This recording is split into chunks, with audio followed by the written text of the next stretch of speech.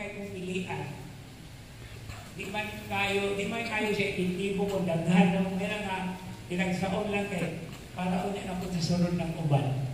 Okay. So, reflect about the silence of the woman and of God's magnanimous silence for us sinners to place our very selves in the very hand that cares, in the very heart that pardons, and in His presence whenever it is possible, which is all the time, wherever we are and in whatever we do, and however we may respond to Him. So sa kakasa ang kahilot, sa kakasa ang silence. Okay.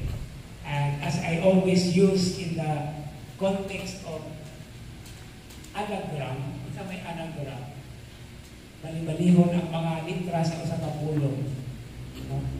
It is when we are silent that we are able to listen. So silent, listen. Kung mo na siya, isa sa mga libot ng dasang akong nalawat, kung mausay akong ikabukti, ilabi na sa panahon sa turisma, panahon sa pamalandong, panahon sa pag-ampo, panahon sa paghigugma, panahon sa pagtuo, kung panahon sa paglaon. Amen. Amen. All stand.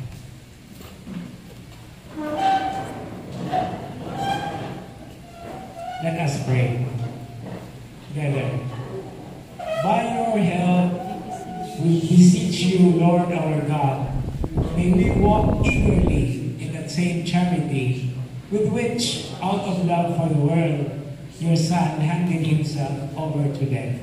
Through our Lord Jesus Christ, your Son, who lives and reigns with you in the unity of the Holy Spirit, God forever and ever.